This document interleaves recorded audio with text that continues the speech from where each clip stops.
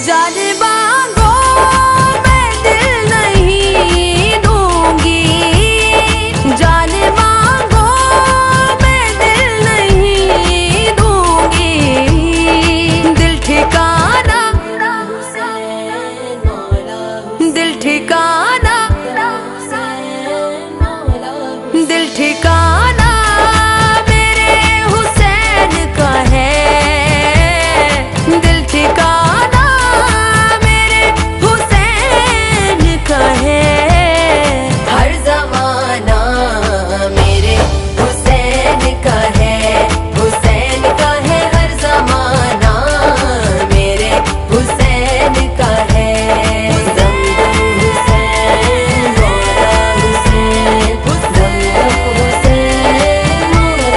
जिसकी खातिर ये कायनात बनी, जिसकी खातिर ये कायनात बनी, ऐसा नाना मेरे हुसैन का है, ऐसा नाना मेरे हुसैन का है। हर जमाना मेरे हुसैन का है, हुसैन का है, हर जमाना मेरे हुसैन का है। दम दम हुसैन मौला हुसैन, दम दम हुसैन मौला हुसैन। जिस पे हर एक दुरूद पढ़ता है, जिस पे हर एक दुरूद पढ़ता है, वो घराना मेरे हुसैन का है। तबारक व तआला इरशाद फरमाता है ईमान वालों के लिए, ऐ ईमान वालों तक़वा इख्तियार करो, परहेजगारी इख्तियार करो, वकुनु मअ सादिकीन, और सच्चों के साथ हो जाओ, तुम्हारी जिंदगियां संवर जाएंगी। मोहतरम सामीन, तक़वा इख्तियार करने वाले आओ हजरत सैयदना उमर इब्न खत्ताब रज़ियल्लाहु ताला अन्हु से इरशाद फरमाते हैं, उमर इब्न खत्ताब गवाह हो जा, सुन ले। हजरत उमर बिन खत्ताब रज़ियल्लाहु ताला अन्हु के सामने हजरत मौला अली करमल्लाहु वजहुल करीम और हजरत सैयदना सिद्दीक़ अकबर रज़ियल्लाहु ताला अन्हु अपने पास बुलाते हैं। मोहतरम सामीन, सुनने का माहौल बनाएं और उस पे अमल का माहौल बनाएं। हम अपनी जुबान में और अपने तरीके से आपके जहन में कुछ बातें उतारना चाहते हैं। अब ये आप पर है कि उसे अपने जहन में उतारें या ना उतारें। कोशिश हमारी है और उसे सुनना जिम्मेदारी आपकी है। मैं उस पीर की शान को बयान करने जा रहा हूं जो पीर कहता है कि मेरा कोई गुलाम उस महफिल में नहीं आएगा, मेरी महफिल में हाजिर नहीं होगा जब तक मैं उसे इजाजत न दे। कि मैं अपनी इजाजत जब तक मैं किसी इंसान को नहीं देता, उसकी जुबान पर मेरा नाम नहीं आता और वो मेरी महफिल में नहीं बैठता। मोहतरम सामीन किराम, अब महफिल में बैठने की जब बात आती है, हुजूर गौसे आज़म रज़ियल्लाहु ताला अन्हु इरशाद फरमाते हैं कि जब कोई बंदा सिद्क़ दिल से, ईमान के साथ, इखलास के साथ, तक़वा और परहेजगारी के साथ मेरे नाम को लेता है, अल्लाह तबारक व तआला ने मेरे नाम में इतनी बरकत रखी है, इतना बुलंद मर्तबा मुझे दिया है कि जब बंदा मुसीबत के वक्त मेरे नाम को पुकारता है, अल्लाह तबारक व तआला उसकी मुसीबत को उससे दूर फरमा देता है। मोहतरम सामीन किराम, آج آپ اس ذکر کی محفل میں آئے اور ذکر غوث الورا کو آپ نے سنا اور سن رہے ہیں اللہ کے حبیب ہم سب کے آقا جناب احمد مصطفیٰ محمد مصطفیٰ صلی اللہ تعالی علیہ وسلم اپنے لخت جگر حضور غوث اعظم رضی اللہ تعالی عنہ کی شان کو بیان کرتے ہیں۔ حضرت فاطمہ الزہرا رضی اللہ تعالی عنہ بیان کرتی ہیں کہ ایک دن معاملہ ایسا ہوتا ہے، آقا کریم صلی اللہ تعالی علیہ وسلم اپنی لخت جگر خاتون جنت حضرت فاطمہ الزہرا رضی اللہ تعالی عنہ کے گھر تشریف لے جاتے ہیں۔ آقا کا آنا جانا تو ہمیشہ کا رہا ہے، لیکن آج کا دن بڑا خاص ہے۔ مسلمانوں، جب اس دن آپ تشریف لاتے ہیں، اس سے پہلے جب تشریف لاتے تھے حضرت فاطمہ فرماتی ہے کہ جب ابا حضور میرے گھر میں داخل ہوتے تھے، امام حسین کو گودی میں اٹھا کر پیار کرنا شروع کرتے تھے، لیکن آج معاملہ اس کے برعکس ہے۔ آج دیکھنے کا نظارہ الگ ہے۔ حضور غوث اعظم رضی اللہ تعالی عنہ کی فضیلت کو آقا بیان کرتے ہیں کہ جب میں اپنی بیٹی فاطمہ پر میرے دونوں شہزادوں کو دیکھا، حضرت امام حسن کو اپنی گودی میں لے لیا اور لینے کے بعد امام حسن کو پیار کرنا شروع کر دیا، امام حسن کے لبوں کو چومنا شروع کر دیا، امام حسن کے پیشانی کو چومنا شروع کر دیا۔ محترم سامعین کرام، آج ماں اپنے تو معاملہ اس کے برعکس ہے۔ ماں کی ممتا تڑپ جاتی ہے، ماں دل میں سوچتی ہے، باپ سمجھ جاتا ہے، غیر کا نبی سمجھ جاتا ہے، ہم سب کے آقا سمجھ جاتے ہیں اور ارشاد فرماتے ہیں، اے فاطمہ جو تیرے دل میں چل رہا ہے وہی میری زبان پہ جاری ہے۔ اے فاطمہ، آج معاملہ یہ ہوا کہ حضرت جبرائیل آئے تھے اور انہوں نے بتایا کہ امام حسین وہ ہے جن کی اولادیں ائمہ ہوں گی، جن کی اولادیں اولیاء ہوں گی، لیکن امام مصطفیٰ امام حسن مصطفیٰ وہ ہے، امام پاک امام حسن وہ ہے کہ جن کے گھر امام الاولیاء پیدا ہوگا۔ محترم سامعین کرام، اب آقا کریم صلی اللہ علیہ وسلم اپنی لخت جگر سے ارشاد فرماتے ہیں، اے میری صاحبزادی، اے میری لخت جگر، اے خاتون جنت، آج جبرائیل نے مجھے خبر دی ہے کہ اللہ تبارک و تعالیٰ نے جس طرح سے آپ کو امام الانبیاء بنا کر اس دنیا میں بھیجا ہے، اسی طرح سے آپ کے امام حسین کی اولاد میں ایک ایسا امام الاولیاء ہوگا جس کا نام غوث اعظم ہوگا۔ محترم سامعین کرام، اس لیے اے میری صاحبزادی، میں حسن مصطفیٰ سے پیار کر رہا ہوں، آج میں امام حسن پاک سے پیار کر رہا ہوں۔ محترم سامعین کرام، آقا کریم صلی اللہ علیہ وسلم نے ہم سب کو حضور غوث اعظم کی شان کو بتا دیا کہ جس لمحہ مبارک کو جن کے قدموں کا یہ عالم ہو، عرش تمنا کرتا ہو کہ کب ان قدموں کی معراج ہوگی اور سدرہ انتظار میں ہو کہ کب آقا کے جنموں کا دیدار ہوگا۔ وہ آقا اپنی صاحبزادی کے گھر میں جلوہ افروز ہے۔ محترم سامعین کرام، وہ تمام مراتب والے مقام آقا کے قدموں کا، آقا کے جنموں کے انتظار میں ہے۔ آقا اپنے لبوں سے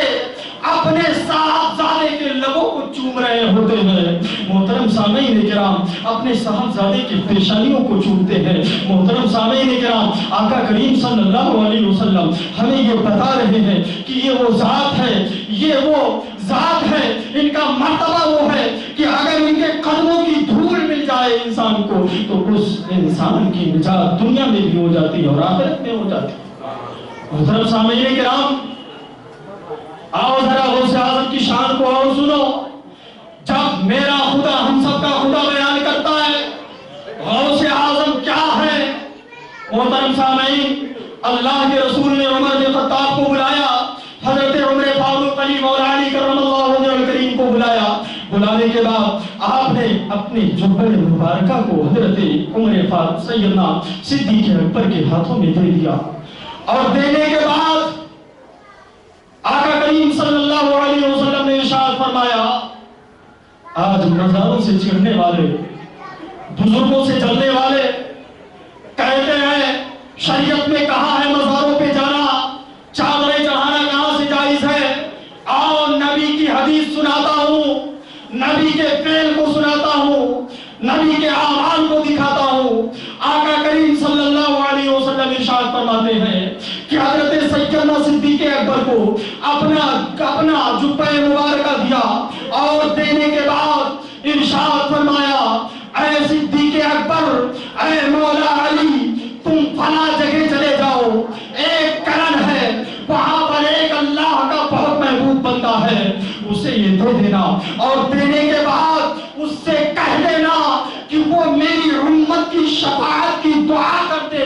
محترم سامعین کرام، آقا نے بتا دیا کہ جب کسی بزرگ کی بارگاہ میں جانا تو کپڑے کا خراج لے جانا اور ان سے دعا کروانا، کیونکہ ان کی دعاؤں کو اللہ قبول کرتا ہے۔ محترم سامعین کرام، آج ہم دل میں تمنا لے کر یہی آئے ہیں اس درگاہ پر۔ آج ہمارے دلوں میں جو تمنائیں ہیں، جو ہماری پریشانیاں ہیں، ان پریشانیوں کو لے کر ایک گٹھڑی بنا کر اپنے سینے میں بٹھا کر آج اس دربار میں آئے ہیں اور دعا کروانے کی مرضی لے کر آئے ہیں کہ آج ہم اگر یہاں جائیں گے، اور یقین بھی ہے کہ اگر اللہ نے ہماری دعاؤں کو اپنے بزرگ کے پاس لے لیا اور بزرگ نے اللہ کی بارگاہ میں اپنے لبوں کو کھول دیا، ہمارے لیے اپنے ہاتھوں کو دراز کر دیا، محترم سامعین کرام، ہمارا یہ یقین ہے اور ہمارا یہ ایمان بھی ہے کہ ہمارے بزرگوں کو اللہ تبارک و تعالیٰ کا قرب مل جاتا ہے، اور جب قرب مل جاتا ہے محترم سامعین کرام تو اس کا مطلب ہی الگ ہو جاتا ہے۔ اب اسے دنیا میں بھٹکنے کی ضرورت نہیں پڑتی، اب وہ انسان کا عالم ہی الگ ہو جاتا ہے، اسے اپنا ہوش نہیں رہتا، اولادوں کی پرواہ نہیں رہتی، اہل و عیال کو بھول جاتا ہے، اب وہ صرف اور صرف اپنے لو کو خدا سے لگا لیتا ہے، اور جب لو خدا سے لگ جاتی ہے تو یقیناً وہ خدا والا ہو جاتا ہے، اور جب وہ خدا والا ہو جاتا ہے اور اپنے لبوں کو ہلا دیتا ہے، ہمارے لیے ہلا دے، آپ کے لیے ہلا دے، اور جس کے لیے بھی جو تمنائیں لے کر آتے ہیں، محترم سامعین کرام، آقا کریم صلی اللہ علیہ وسلم ارشاد فرماتے ہیں کہ اے صدیق، اے مولا علی کرم اللہ وجہہ الکریم، آپ دونوں تشریف لے جائیں، یہ جھبا دے دینا اور ان سے کہہ دینا کہ آقا نے فرمایا ہے کہ میری گنہگار امت کی شفاعت کی دعا کر دے۔ محترم سامعین کرام، اب حضرت علی صدیق اکبر روانہ ہوتے ہیں، روانہ ہونے کے بعد جب اس بزرگ سے ملاقات ہوتی ہے، ہاتھوں کو جوڑ لیتے ہیں، اللہ کے رسول کے سلام عرض کرتے ہیں اور کہتے ہیں آقا کریم صلی اللہ علیہ وسلم نے آپ کو سلام بھیجا ہے۔ وہ بزرگ کی کیفیت بدل جاتی ہے۔ حضرت سیدنا اویس قرنی رضی اللہ تعالیٰ عنہ وجد کے عالم میں آ جاتے ہیں، وجد طاری ہو جاتا ہے۔ محترم سامعین کرام، جب آج ہمارے پیر کی نظر ہم پر پڑتی ہے، ہماری کیفیت بدل جاتی ہے، دل تھم جاتا ہے، دماغ سوچنا بند کر دیتا ہے، اب ساری توجہ جو ہوتی ہے ہمارے پیر پر ہوتی ہے کہ پیر کے زبان سے کون سے الفاظ نکلنے والے ہیں۔ وہ انتظار میں ہمارا دل تھم جاتا ہے اور منتظر رہتا ہے کہ کب میرا پیر میرے لیے کچھ الفاظ اپنی زبان سے نکال دے اور ان الفاظوں کے ذریعے سے میرے بگڑے ہوئے کام بن جائیں، میری تمام پریشانیاں کر جائیں، میری مصیبتیں دور ہو جائیں، میرے گھر میں خوشحالیاں آ جائیں، میرے بچوں کی زندگی سنور جائے، ہماری تمام بیماریاں دور ہو جائیں۔ محترم سامعین کرام، جب پیر کی بارگاہ میں ہم جاتے ہیں، اپنے دل کو جھکا دیتے ہیں، دل کو قدموں میں ڈال دیتے ہیں، ان کے قدموں کو بوسہ لیتے ہوئے ہمارا دل عرض کرتا ہے اے میرے پیر، آج تمہاری بارگاہ میں میں فریاد لے کر آیا ہوں۔ محترم سامعین کرام، جب دل کی گہرائی سے اپنے پیر کو ہم فریاد سناتے ہیں، ہمارا پیر وجد میں آ جاتا ہے، ہمارا پیر وجد میں آ جاتا ہے، وجد طاری ہو جاتی ہے، پیر کی کیفیت بدل جاتی ہے، اس کا دل اب اللہ کے پاس ہوتا ہے، اس کی زبان اللہ کی زبان بن جاتی ہے، اس کے الفاظ اللہ کے الفاظ بن جاتے ہیں۔ محترم سامعین کرام، اب آپ سوچیں کہ اگر ہمارے پیر کی زبان اللہ کی زبان بن جائے اور پیر کے زبان سے الفاظ نکل جائے، پیر کے زبان سے ہمارے لیے الفاظ نکل جائیں، آپ سوچو ہماری قسمت کتنی بلند ہوگی، ہماری تقدیر کتنی بلند ہوگی۔ محترم سامعین کرام، پیر کا مطلب یہ ہوتا ہے، پیر کا مطلب یہ ہوتا ہے، پیر کی بارگاہ میں جاؤ تو دل کی دنیا کو جھکا دو، اس کے قدموں میں اپنے دل کو ڈال دو۔ محترم سامعین، صوفیاء کرام کو جو مرتبہ ملتا ہے ایسے نہیں ملتا، یہ جو بزرگی ملتی ہے ایسے نہیں ملتی۔ اس کے لیے صوفیاء فرماتے ہیں انسان نہانے سے پاک نہیں ہوتا، وضو کرنے سے پاک نہیں ہوتا، جب تک کہ وہ اپنے دل کو نہ پاک کر لے، جب تک کہ اپنے دل کو وہ پیار سے ناپاکی کو دور نہ کر دے، اپنے دل کی تمام برائیوں کو چھوڑ دے، تمام حراست کو چھوڑ دے، تمام برے خیالات کو نکال دے، یہ تمام چیزوں کو دور کر دے۔ جب انسان اپنی پیر کی بارگاہ میں پہنچتا ہے، پیر کی نظر اس پر پڑتی ہے، پیر پہچان لیتا ہے، اس کی دل کی کیفیت کو جان لیتا ہے، اس کے من میں جو چل رہا ہوتا ہے اسے جان لیتا ہے، اور جب پیر جان لیتا ہے تو پیر کا فرمانا ہے، امام غوث اعظم رضی اللہ تعالیٰ عنہ بیان کرتے ہیں کہ جب میرا مرید میرے سلسلے میں داخل ہونے والا، جب وہ مجھ سے دل کی گہرائی سے مدد طلب کرتا ہے اور قیامت تک طلب کرتا رہے گا، میں اس وقت تک اس کی مدد کرتا رہوں گا، اس کی تمام پریشانیوں کو دور کرتا رہوں گا، اسے خوشحالیاں دیتا رہوں گا، اس کی زندگی سنوارتا رہوں گا، اس کے مراتب کو بلند کرتا رہوں گا، یہاں تک کہ اس کی تبدیلی کر دوں گا۔ اب اگر اس کے اندر جو تھوڑی بہت برائیاں رہ گئی ہوں گی، غوث کی جب نظر عنایت ہوگی تو وہ برائیاں بھی دور ہو جائیں گی، ہم گناہوں سے پاک و صاف ہو جائیں گے، ہمارا حال اب بدل جائے گا، آئے تھے گناہ لے کر اور جب جائیں گے تو پاک و صاف ہو کر، صاف و منزہ ہو کر جائیں گے۔ محترم سامعین کرام، یہ وہ بارگاہیں ہیں، یہ وہ درگاہیں ہیں جہاں پر انسان اپنی پریشانیوں کی گٹھری کو لے کر آتا ہے، اور یہاں سے جب جاتا ہے وہ پریشانیاں سب دور ہو جاتی ہیں، یہاں سے خوشحالی کی گٹھری کو لے کر جاتا ہے، اور جب گھر میں پہنچتا ہے، جب گھر میں پہنچتا ہے اس پیر کی یاد آتی ہے، اس پیر کی یاد آتی ہے، اس بزرگ کو یاد کرتا ہے دل میں، دل کی کیفیت بدلتی ہے، بزرگ کی محبت میں تڑپتا ہے، بزرگ کی محبت میں تڑپتا ہے، اپنے پیر کی چاہت اپنے دل میں بٹھا کے لے جاتا ہے، اور جب سچی محبت ہوتی ہے، جب سچی محبت ہوتی ہے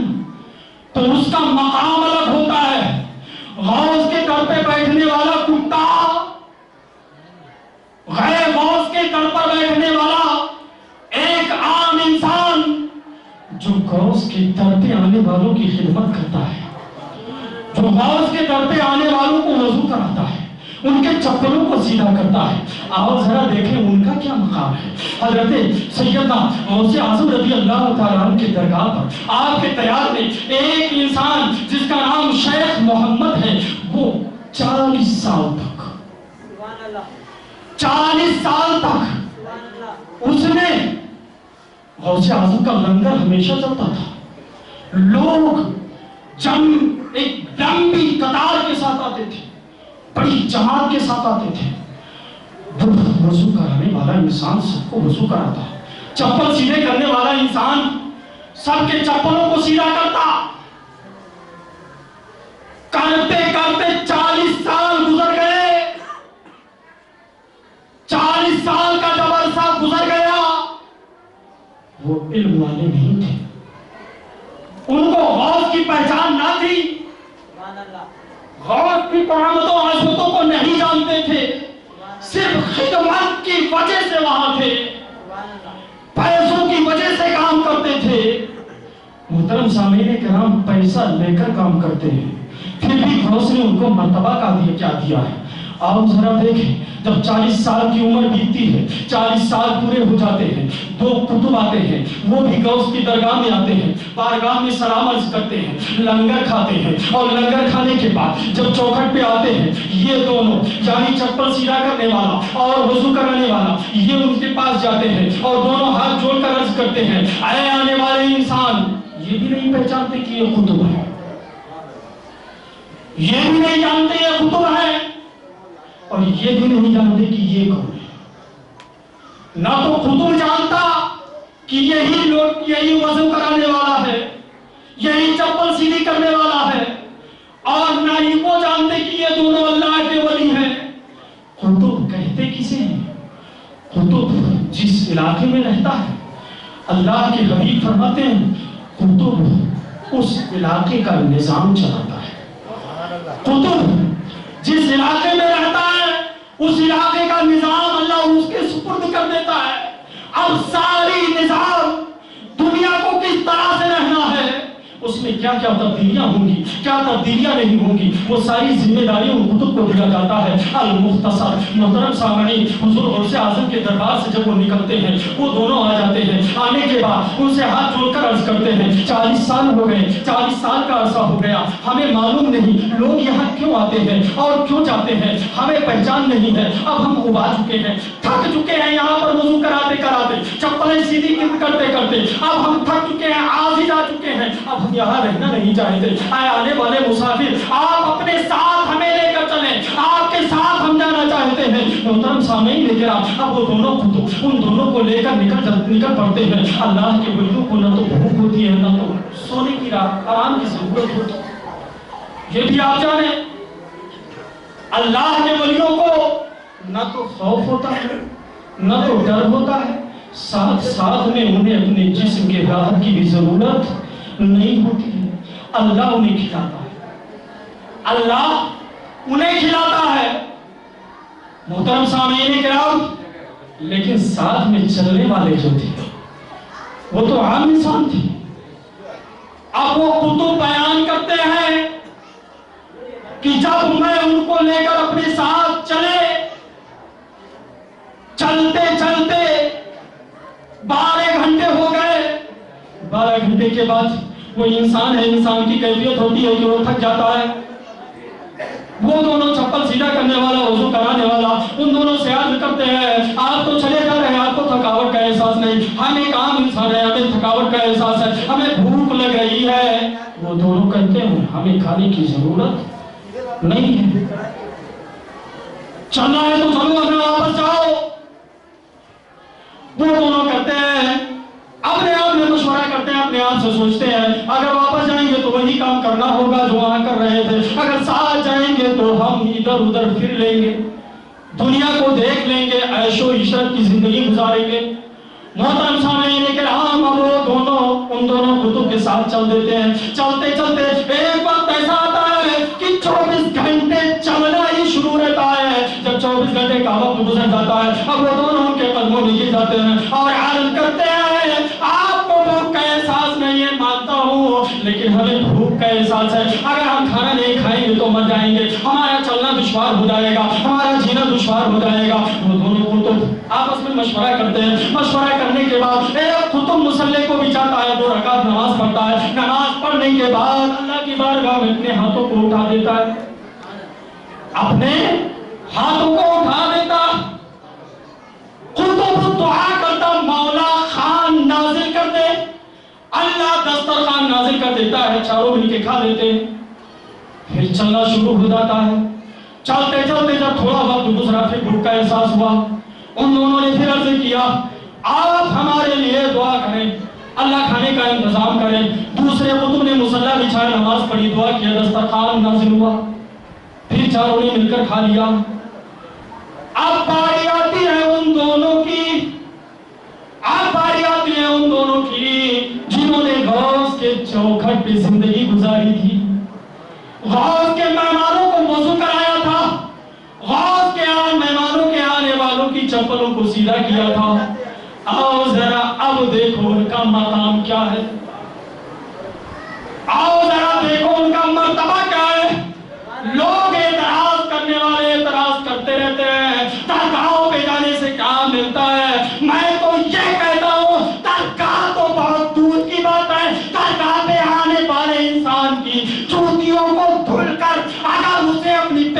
کو دھلے تو اس کا مرتبہ کیا ہوتا ہے. آؤ ذرا اب اس تاریخ سے ہمیں پتہ چلے گا کہ وہ آپ دونوں عرض کرتے ہیں دونوں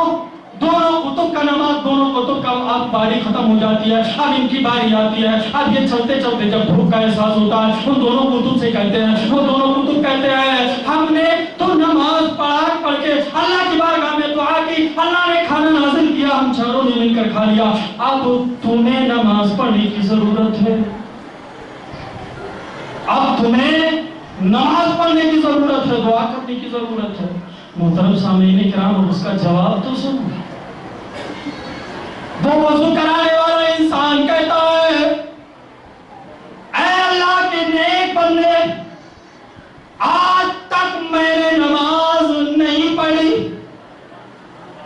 نماز پڑھنے کا طریقہ معلوم نہیں, اللہ سے مانگنے کا سلیقہ نہیں, اس سے کس طرح سے مانگوں معلوم نہیں ہے. میں کیا کروں, میں کیسے مانگوں, کیا پڑھوں؟ وہ دونوں کتب ایک جوان ہو کر کہتے ہیں اگر تو نے نماز نہیں پڑھی تو بھوکا مرے گا, میرا معاملہ نہیں رہا, اب میری ذمہ داری نہیں رہی, میری ذمہ داری ختم ہو چکی ہے, اب تجھے نماز پڑھنا ہوگا, اللہ سے مانگنا ہوگا. محترم سامعین کرام, اب معاملہ یہ ہوتا ہے کہ وہ سوچتا ہے اگر نہیں پڑھا تو بھوکے رہنا پڑے گا. بھوک کی شدت بڑی پریشان کر رہی ہے, بھوک کی تکلیف مجھے پریشان کر رہی ہے, مجھے راحت نہیں مل رہی ہے. محترم سامعین کرام, اب وہ لوٹا یعنی وضو کرانے والا انسان شیخ محمد, جس نے آج تک غوث کی چوکھٹ پہ رہ کر غوث سے کچھ نہیں مانگا تھا, غوث کی چوکھٹ پہ رہ کر غوث کے بارے میں نہیں جانا, غوث سے کچھ بھی نہیں مانگا, غوث کو کچھ بھی نہیں مانا, اسے تو لوگوں کا آنا جانا ایک مسخری لگ رہا تھا. وہ دونوں جب یہاں تھے نا چوکھٹ پہ, آپس میں بات کیا کرتے تھے, لوگ آخر یہاں کیوں آتے ہیں, کیا کام ان کا آنے کا, اسے کیا معلوم تھا کہ یہاں کیا ملتا ہے. وہ نہ آیا تھا, نہ جاننے والا تھا, اسے معلوم نہ تھا. آج اس کے جاننے کا دن آ گیا ہے. محترم سامعین, اب وہ کتب بیان کرتے ہیں کہ وہ وضو کرانے والا انسان مصلی کو بچھاتا ہے, بچھانے کے بعد اس پہ کھڑا ہو جاتا ہے, نمازیں ادا کرتا ہے, اس کے بعد اپنے ہاتھوں کو اٹھاتا ہے اور دعا کرتا ہے. دعا کرنے کے بعد اب معاملہ یہ ہوتا ہے کہ اب تک خطبوں نے دعا کی تھی تو اللہ نے ایک دسترخوان نازل کیا تھا, لیکن آج جب اس وضو کرانے والے نے دعا کی, لیکن جب آج اس وضو کرانے والے نے دعا کی تو وہ خود بیان کرتے ہیں کہ اللہ نے دو دسترخوان نازل کر دی. سبحان اللہ, کتنے وہ خود پریشان ہیں, تعجب میں پڑ گئے اور عرض کر دیا اے کہنے والے, اے ساتھی, اے صاحب, ساتھ میں سفر کرنے والے, تو کہہ رہا تھا مجھے کچھ نہیں آتا, تو کہہ رہا تھا مجھے کچھ نہیں آتا, مانگنے کا سلیقہ نہیں, کس طرح سے مانگا جاتا ہے, کس طرح سے ہاتھوں کو اٹھایا جاتا ہے, کون سی فریاد کی جاتی ہے, کون سی دعا قبول ہوتی ہے. لیکن اگر آج تو نے اپنے ہاتھوں کو اٹھایا ہے تو اللہ نے دو دسترخوان کیوں نازل کر دیا, اللہ نے دو دسترخوان کیوں نازل کر دیا. محترم سامعین کرام, حضور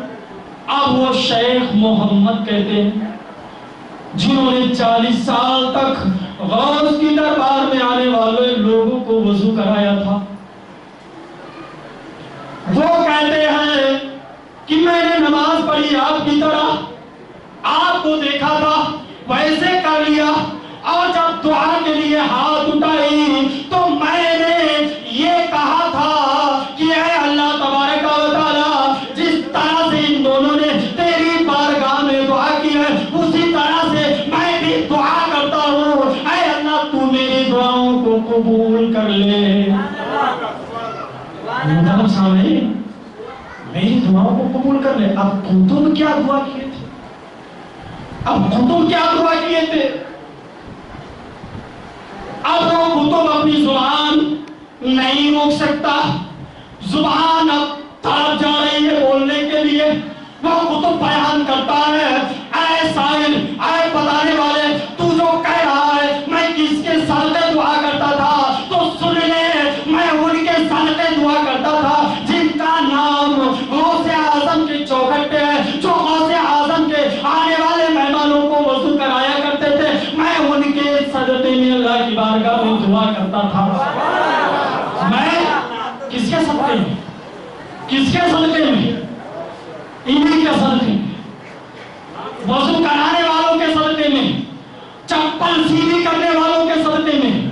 اب وہ خود بیان کرتے ہیں کہ خدا وحدہ لا شریک یہ وعدہ کرتا ہے، اعلان کرتا ہے کہ جو میرے بزرگوں کی چوکھٹ پہ رہے، میں اس کے صدقے میں جو دعائیں کی جاتی ہیں میں ان کی دعاؤں کو رد نہیں کرتا بلکہ قبول کر لیا کرتا ہوں. محترم سامعین کرام، اب وہ خطب وضو بنانے والے، چپل سیدھی کرنے والوں ان کو بتاتے ہیں کہ ہم نے جب بھی دعا کی ہے تو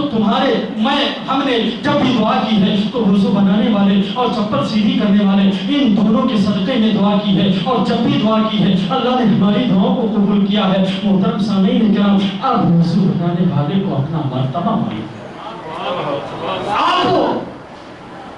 40 سال رہا معلوم نہ ہوا، آج معلوم ہوا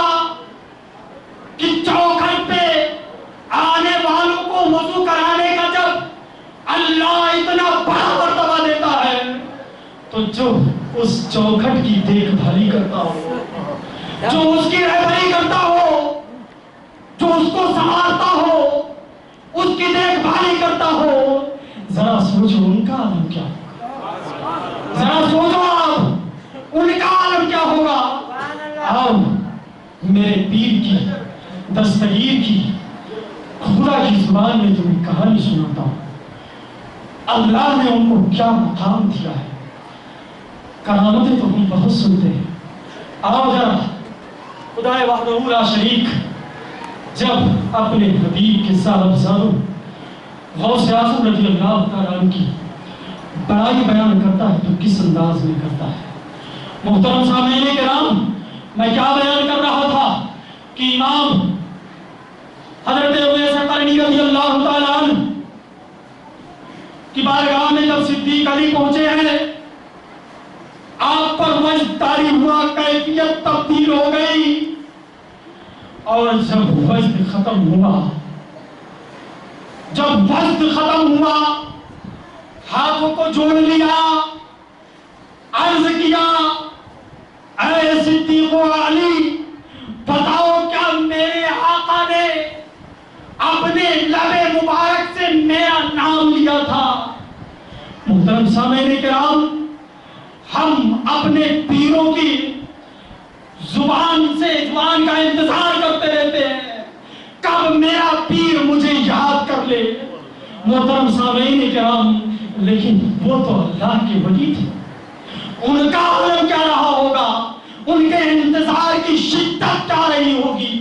محترم سامعین کرام، اب صدیق عمر صدیق علی سے ہاتھ جوڑ کر عرض کرتے ہیں، اے صدیق علی ہمیں خبر دے دو کہ جب آقا اپنے لب مبارک پر میرے نام کو لا رہے تھے تو کیا ان کے لب مبارک مسکرا رہے تھے، ان کا چہرہ کیسے دکھ رہا تھا، ان کی کیفیت کیا تھی. صدیق علی سوچ میں پڑ جاتے ہیں اور اپنے دل میں خیال کرتے ہیں، کبھی بھی آقا سے ملتا رہتا ہوں، نماز ان کے پیچھے پڑھتا ہوں، زیارت ان کی کرتا ہوں، سامنے درس لیتا ہوں ان سے، آج تک کبھی ان آنکھوں کو ضرورت نہ ہوئی، اتنی ہمت نہ آئی کہ آقا کے چہرے انور پر تک تکی باندھ کر دیکھ سکے. یہ آنکھیں اٹھتی ہیں دیکھنے کے لیے، لیکن ایک جب ادب کا مقام آتا ہے تو یہ آنکھیں جھک جایا کرتی ہیں. ہم قریب رہ کر بھی ہائے افسوس آقا کے اس نورانی چہرے کو اور ان کی کیفیت کو نہ سمجھ سکے.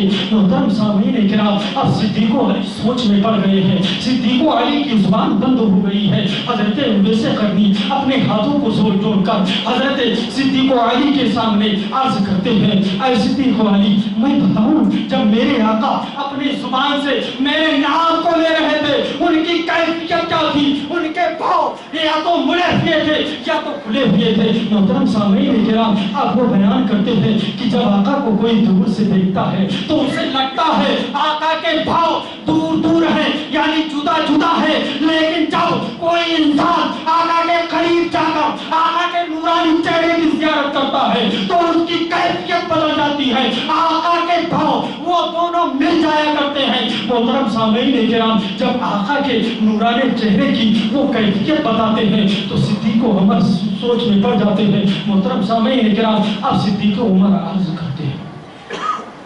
آقا کا پیغام دیتے ہیں، اے اویس قرنی، آقا نے اس جبے کو دیا ہے اور کہا ہے میری گنہگار امت کی شفاعت کی دعا کر دے۔ محترم سامعین کرام، آقا نے ہمیں بتایا کہ جب ولی کی بارگاہ میں جانا تو اسے دعا لے لینا۔ یہ کوئی گہرا گہرا انسان نہیں جس کے صدقے میں اللہ نے آسمان کو بنایا، زمین کو بنایا، اس میں سورج کا انتظام کیا، چاند کا انتظام کیا، ستاروں کا انتظام کیا، زمین پر رہنے کے لیے سبزی اگائے، طرح طرح کے انواع و اقسام کا انتظام کیا۔ محترم سامعین کرام، وہ آقا جس کے صدقے سے اللہ نے اس کائنات کو بنایا، وہ آقا ارشاد فرما رہے ہیں اور یہ اعلان کر رہے ہیں، ہم کو درس دے رہے ہیں، اے میری امت، جب تم پریشانی کے عالم میں ہوگا اور میرا کوئی اللہ کا نیک بندہ اس مقام پر ہوگا، جب وہاں پر وہ اپنے قبر انور میں جلوہ افروز ہوگا تو تم اپنی پریشانیوں کو لے کر اس کی بارگاہ میں چلے جانا اور اپنے ہاتھوں کو جوڑ کر اس سے دعاؤں کی درخواست کرنا۔ اگر اس نے تمہاری دعاؤں کو قبول کر لیا تو یقیناً اللہ تمہاری دعاؤں کو قبول کر لے گا، تمہاری پریشانیوں کو دور کر لے گا۔ محترم سامعین، یہ کوئی غیرہ نہیں، آقا فرماتے ہیں جن کے صدقے میں آج ہم اور آپ، ہماری یہ زندگیاں ہمارے ساتھ ہیں، ہماری روحیں ہمارے ساتھ ہیں۔ محترم سامعین، آپ ذرا آگے کا معاملہ دیکھو، غوث کا مقام۔ اب آقا کا حکم ہوا، اویس قرنی رضی اللہ تعالیٰ عنہ جو پائے مبارکہ کو اپنے لبوں سے لگاتے ہیں، اپنی آنکھوں سے مس کرتے ہیں اور سجدے میں چلے جاتے ہیں، سجدے میں چلے جاتے ہیں، خدا لا شریک کی بارگاہ میں پہنچ کر دعا کرتے ہیں، اے مولا، اس نبی کا واسطہ جس کے صدقے میں تو نے مجھے پیدا کیا، جس کے صدقے میں تو نے مسجدوں کے گنبدوں مینار کو پیدا کیا، قرآن کو نازل کیا، اس ساری کائنات کو بنایا، اے مولا، اس نبی کا واسطہ، اس نبی کی امت کی بخشش فرما دے۔ محترم سامعین کرام، صدیق و علی عرض کرتے ہیں، ارشاد فرماتے ہیں کہ کیا کیفیت ہے، آنکھوں سے آنسو جاری ہے، زبان پر شفاعت کے الفاظ اسرار کر رہے ہیں، زبان کی الفاظ شفاعت کے الفاظ بار بار آ رہے ہیں۔ حضرت اویس قرنی اللہ کے رسول کی امت کی بخشش کی دعا کر رہے ہیں۔ اللہ تبارک و تعالیٰ کی رحمت جلال میں آتی ہے، اللہ وقت میں آتا ہے اور اللہ ارشاد فرماتا ہے، اب ڈائریکٹ بات ہوتی ہے اللہ کی اور اویس قرنی کی۔ اللہ تبارک و تعالیٰ اپنے نیک بندے حضرت اویس قرنی سے ارشاد فرماتا ہے، اے اویس قرنی، پہلے تمہاری دعاؤں سے اللہ اپنے حبیب کی آدھی امت کی شفاعت کر دی ہے۔ اے اویس قرنی، آج تمہاری دعاؤں سے اور اپنے حبیب کے وسیلے سے اللہ اپنے حبیب کے آدھی امت کے گناہوں کو بخش دیا ہے، وہ آدھی امت کی مغفرت فرما دی ہے۔ محترم سامعین کرام، اب اویس قرنی کے ذہن میں سوال پیدا ہو گیا، آخر آدھا ہی کیوں، پورا کیوں نہیں؟ اللہ تو رحمت، اس کی رحمت کا انتہا نہیں، آخر کیوں؟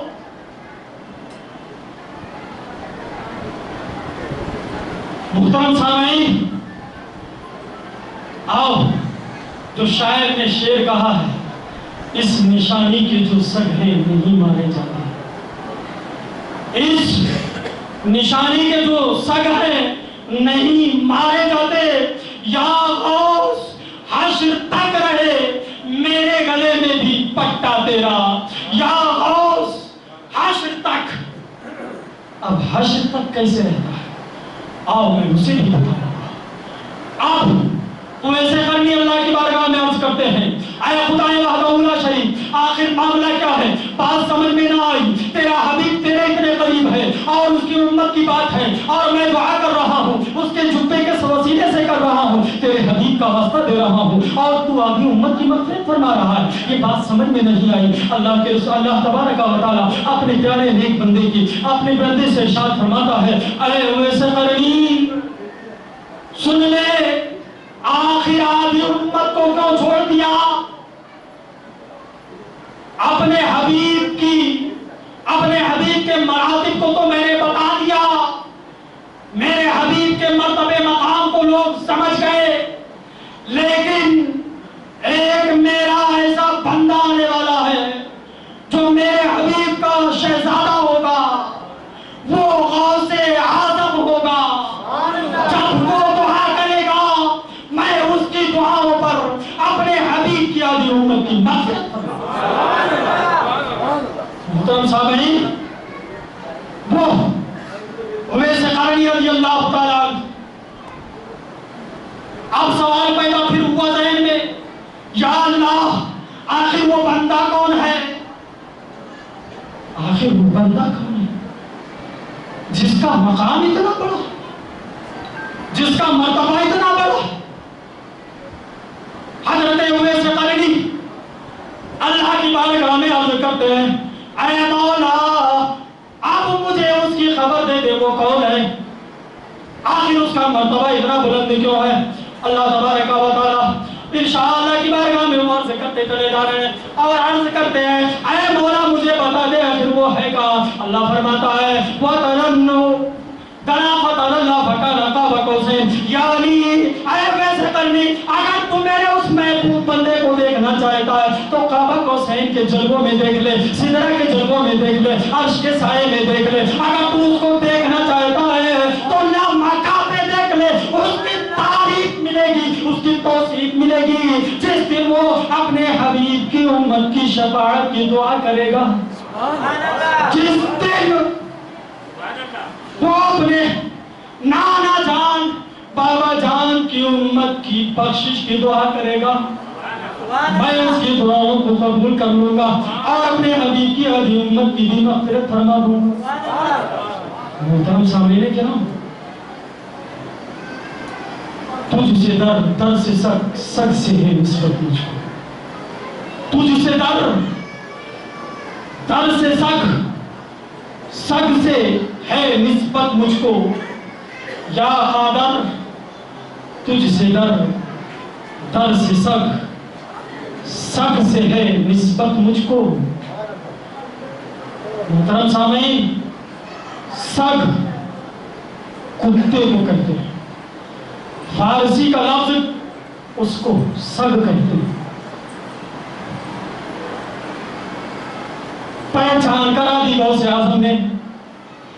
بتا دیا درس دے دیا اے میرے نانا جان کی امت تمہیں پریشان ہونے کی ضرورت نہیں ہے تمہیں ڈرنے کی ضرورت نہیں ہے. اے میرے نانا جان کی امت تم کبھی گھبرانا نہیں پریشان نہیں ہونا کیونکہ تمہارے گلے میں میرا پٹا ہوگا میرے سلسلے کا پٹا ہوگا میری نسبت کا پٹا ہوگا. اب نسبت کا پٹا جب ہوگا آج دنیاوی ماحول میں ہم سمجھ لیں آج دو طرح کے کتے پائے جاتے ہیں. ایک کتا ہوتا ہے آوارہ پھرتا ہے ایک کتا وہ ہوتا ہے جس کے گلے میں پٹا ڈالا جاتا ہے. آوارہ پھرنے والے کتے کو کوئی بھی مارتا ہے دوسرا اس سے کوئی ٹچ نہیں کرتا کوئی سوال کرنے نہیں آتا کہ تو نے اس کتے کو کیوں مارا ہے. لیکن ایک کتا وہ ہوتا ہے جس کے گلے میں پٹا ہوتا ہے اگر انسان اسے مارنے کی کوشش کرتا ہے تو اس کے دل میں خیال آتا ہے اس کا مالک ہوگا اگرچہ کتا مجھے وار نہیں کرے گا مجھ کو کچھ نہیں کہے گا لیکن اس کا مالک آ کے میرے گلے بان کو پکڑ لے گا میرے گلے بان کو پکڑ لے گا مجھے بھی مارے گا پیٹے گا میرے پاس اس کا جواب نہ ہوگا. محترم سامعین کرام آپ آؤ ذرا غوث کے انجام دیکھو کیا ہے. دنیا میں معمولی کتا پھرے گلے میں پٹا ڈال کے مارنے والا سوچ میں پڑ جائے, مارنے والا سوچ میں پڑ جائے, اسے کیسے ٹچ کروں, کیسے ماروں, اسے کیسے زخم لگاؤں. لیکن آپ سوچو جب غوث اعظم کا پٹا ہوگا, میدان محشر قائم ہوگا, نفسی نفسی کا عالم ہوگا, اور میدان محشر میں جب یہ رزقیت کا پٹا ہوگا اور قابلیت کا پٹا ہوگا, نورانیت کا پٹا ہوگا, ابولائیت کا پٹا ہوگا, تمام سلاسل کے بزرگوں کے جو پٹے ہوں گے ان کے مریدوں کے گلے میں, جب فرشتے ان کو دیکھیں گے اور عرض کریں گے, جب فرشتے ان پٹے والوں کو دیکھیں گے آپس میں بات کریں گے, اے فرشتے ان کو مارنا نہیں, یہ پٹے والے ہیں, ان کو مارنا نہیں, یہ پٹے والے ہیں. محترم سامعین اکرام, اللہ تبارک و تعالی اس مقام پر جہاں پر ایک ولی ولی کا نہیں ہوگا, ماں بیٹے کا نہ بیٹے کی نہ ہوگی, بیٹا باپ کا نہ ہوگا, ایک دوسرے اپنے اپنے چکر میں ہوں گے, اس جگہ پر بھی ہمارے غوث کا پٹا ہمیں کام آئے گا. سبحان اللہ, ہمارے قابلیت کا پٹا ہمارے کام آئے گا. محترم سامعین اکرام, اللہ تبارک و تعالیٰ نے اپنے حبیب کے شہزادوں کی جو تاریخ میں توصیف بیان کی ہے, انسان تو انسان ہے, کائنات کا کوئی شخص یا کوئی بھی شے اس کی مکمل حمد نہیں کر سکتی,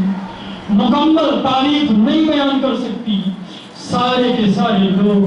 اسی پر آ کر تھک جاتے ہیں اور پریشان ہو کر خود بیٹھ جاتے ہیں. محترم سامعین کرام, غوث اعظم رضی اللہ تعالیٰ عنہ کا مقام یہ ہے, اللہ تبارک و تعالیٰ کی بارگاہ میں پہنچیے. اب آؤ ذرا جو غوث سے تقبل کرتے ہیں ان کو دیکھو, جو غوث کی بارگاہ سے دور ہوتے ہیں ان کا معاملہ دیکھو, ان کی سزائیں دیکھو. محترم سامعین کرام, ایک روایت میں آتا ہے حضرت نظام الدین اولیاء رحمۃ اللہ تعالی علیہ بیان فرماتے ہیں, آپ پائے کے بزرگ میں غوث کی شان کو بیان کرتے ہیں. ایک ولی کی پہچان کراتا ہے, اے لوگوں جان لو, ایک ولی کی بارگاہ میں بے ادبی اگر کیا تو تجھے سزا کیا ملے گی. محترم سامعین کرام, حضرت نظام الدین اولیاء رحمۃ اللہ تعالی علیہ بیان کرتے ہیں کہ ایک مرید غوث اعظم کی بارگاہ میں آتا ہے اور دیکھتا ہے ایک انسان ہے جسے لقمہ مار گیا, ہاتھ کام نہیں کر رہے, پیر کام نہیں کر رہے, اپنے چہرے کو وہ غوث کی چوکھٹ پہ پٹک رہا, اپنے چہرے کو غوث کی چوکھٹ پہ پٹک رہا.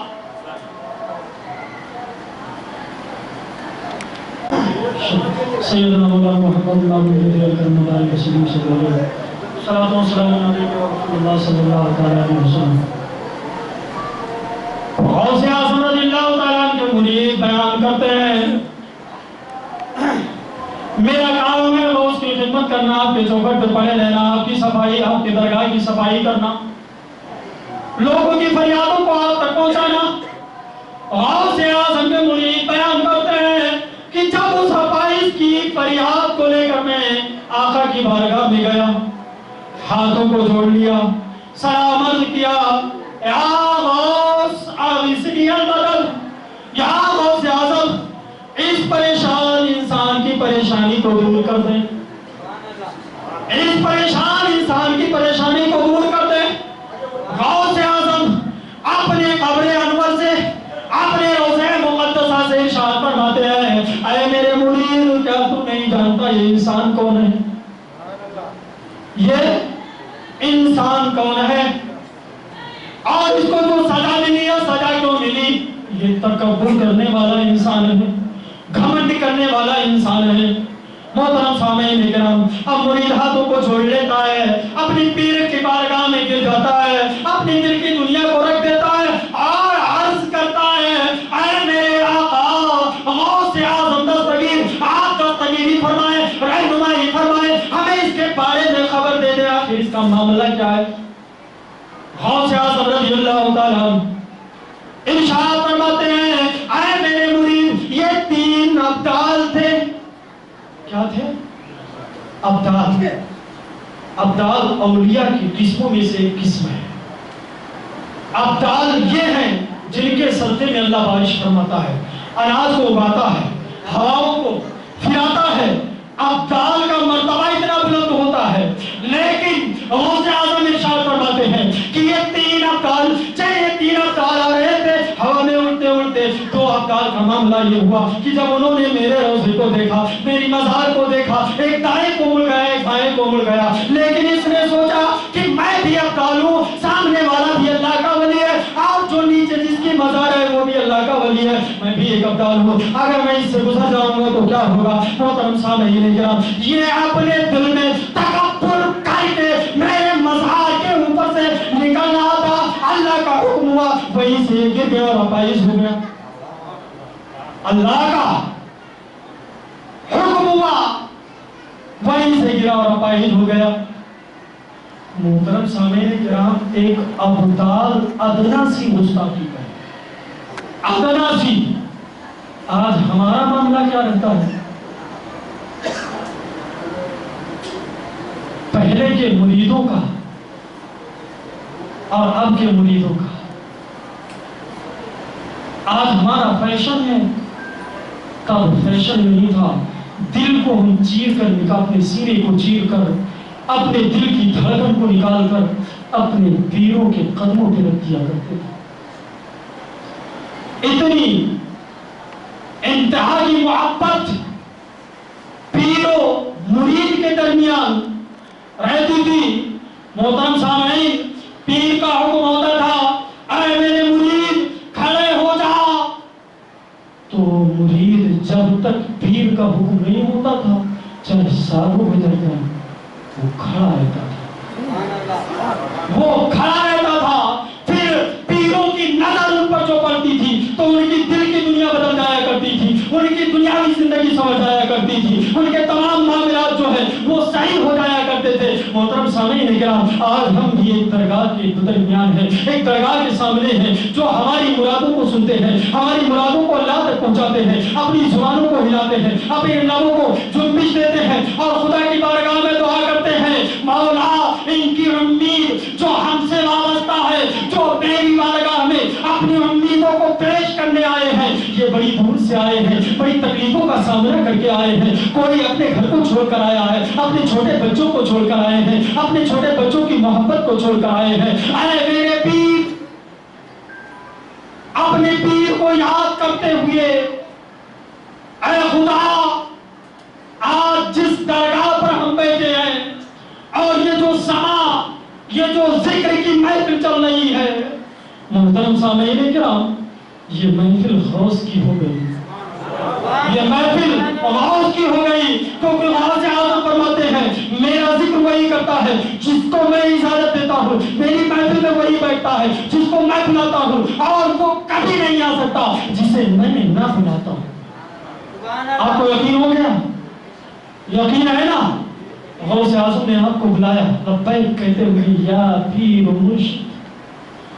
لبیک یا پیر و مرشد کہتے ہوئے آپ ان کی دیار میں حاضر ہو گئے۔ محترم سامعین کرام، آج غوث ہمارے روبرو موجود نہیں بظاہر، لیکن ان تک پہنچانے والی شخصیت ہمارے سامنے ہے۔ اگر اس شخصیت کے قدموں کو ہم پکڑ لیں گے اور ان سے وابستہ ہو جائیں گے اور ان سے التجائے کریں گے، اے میرے پیر و مرشد، ہمیں بھی غوث کے دامن تک پہنچا دے، ہمیں بھی ان کے قدموں سے ملا دے، ان تک پہنچا دے، ان کے فیضان مجھ پر جاری کرا دے۔ اگر ہم صدق دل سے، اپنی دل کی گہرائی سے ان کے قدموں میں گر کر اور ان سے التجا کریں گے تو یقین جانو کہ آپ بھی غوث کے دامن سے وابستہ ہو جائیں،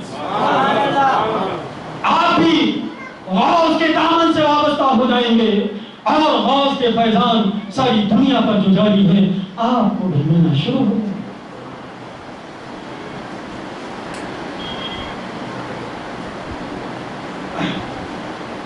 ایک مرتبہ درود پاک پڑھیں اللہم صلی اللہ علیہ وسلم. سیدنا و مولانا محمد نبی وجود کریم علیہ وسلم. صلاۃ و سلام علیک یا رسول اللہ صلی اللہ تعالی علیہ وسلم. خطا کے دو اشارات کی سماعتوں کے حوالے ہیں. ارشاد فرمائیں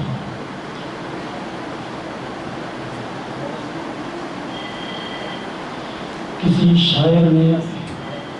آقا کی محبت میں ڈوب کر کہا میدان محشر کا نقشہ اور وہ تمام پریشانیوں کو دیکھتے ہوئے شاعر آقا کی قدموں کے دھول کو اپنی پیشانی پہ لگاتے ہوئے اللہ کی بارگاہ میں اپنی فریاد کو پیش کرتا اور کہتا ہے کہ رب کو ہم منا لیں گے کہ رب کو ہم منا لیں گے کہہ کے یا رسول اللہ رب کو ہم منا لیں گے کہہ کے یا رسول اللہ. یقین جانے یا رسول اللہ جس نے کہہ دیا اس کا بیڑا پار ہے. مل کے بولیں رب کو ہم منا لیں گے کہہ کے یا رسول اللہ رب کو ہم منا لیں گے کہہ کے یا رسول اللہ کہ رب کو ہم منا لیں گے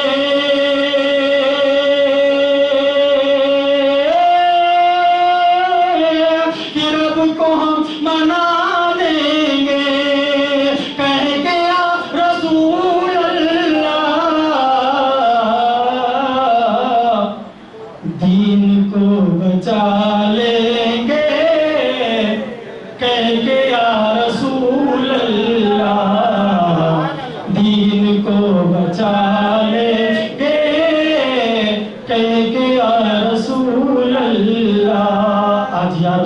کہنے پہ بڑا اعتراض ہے.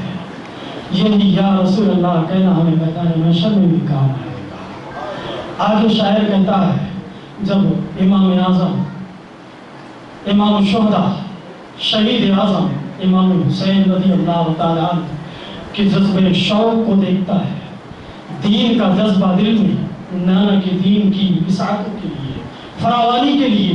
جو دین کا جذبہ دل میں ہے, جب وہ تاریخ کو دیکھتا ہے تو شاعر کہتا ہے کہ امام اعظم نے یوں کہا ہوگا. کیا کہا ہوگا کہ کربلا کی دھرتی پر یہ حسین کہتے تھے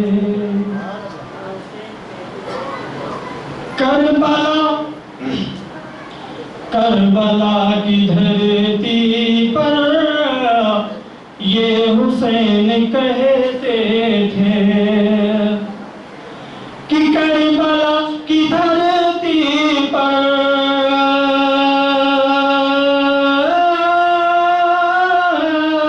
کہ کربلا کی دھرتی پر یہ حسین کہتے تھے یا رسول اللہ سر کو ہم کٹا دیں گے کہہ کے یا رسول اللہ سر کو ہم کٹا دیں گے